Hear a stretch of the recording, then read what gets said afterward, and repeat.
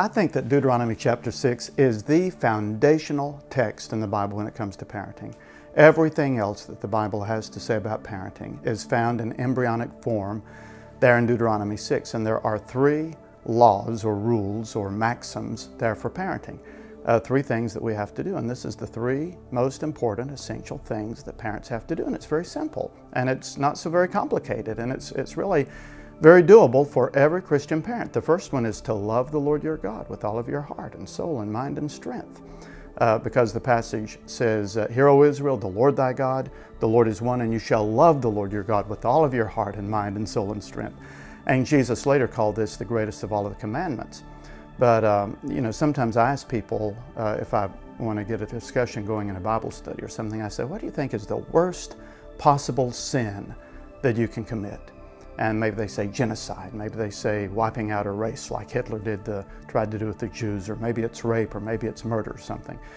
But logically, the greatest sin is the violating of the greatest commandment. And so the greatest sin that we can commit is failing to love the Lord with all of our heart and mind and soul and strength, and all of the other sins sort of flow out of that. So that's the most important thing for parents to do. I mean, the greatest thing a dad can do for his child is to love the Lord. The greatest thing a mom can do for her daughter or son is to really be passionately in love with the Lord Jesus. We can all do that, and so many of the promises of the Bible are associated with just loving the Lord. For example, Romans 8:28. All things work together for good to those who love the Lord. It says in James that God will give the crown of life to those who love Him. So loving Christ, loving the Lord, is at the very basis of our spiritual health and of a healthy home. The second thing then is we've got to get into the Bible ourselves, because it says, "Hear, O Israel, the Lord thy God, the Lord is one, you shall love the Lord your God, and these words that I'm giving you today, they're to be upon your hearts." And this is so very important. I mean, there are a lot of children who see their parents watching TV every night, or reading the newspaper, looking at magazines, or studying their Blackberries, or processing their emails. But the importance of reading the Bible and letting children see their dad and their mom reading the Bible. I remember this growing up. I get up in the middle of the night to get a drink of water, or to walk through the house to go to the kitchen or go to the bathroom, and there my dad would be in the living room reading his Bible. I remember going to sleep at night. My parents, in the little house we lived in, their bedroom was right across the hall from mine, and their door would be open, my door would be open, and I'd go to sleep listening to my dad and mom read the Bible to each other. And I just wonder how many children today ever see their dad or their mom poring over the scriptures or reading the Bible, or ever hear the Word of God just being read informally in the home.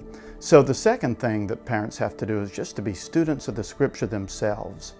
And then the third thing is, as they find verses that speak to them, and as the Lord speaks to them, they share it with their children. So the passage goes on to say, "And these words are to be upon your hearts." Tell them, share them, pass them on to your children, and talk about them when you sit at home, and when you walk along the way, when you lay down, and when you get up in the morning. So just a conversational reality in the home of Scripture being talked about. And hey, let me show you this verse I saw today. Or here's a good verse for us to memorize. And just getting that Scripture going in the van or in the car as you're going somewhere, or tucking your kids in at night with a verse of Scripture. That is so very, very important. It's wonderful to have a formal family altar and to sit down all together, and maybe at meals or maybe at bedtime. But it's more important to have an informal family altar that is going on all the time, just by talking about the Lord. It says in the book of Malachi that the people talked to one another about the things of the Lord, and the Lord heard it and wrote it down. He takes it very seriously when we converse about His Word, and doing it in the home from hearts that are studying the Bible and with the foundation of loving the Lord. That's the real essence of a Christian home and of godly parenting.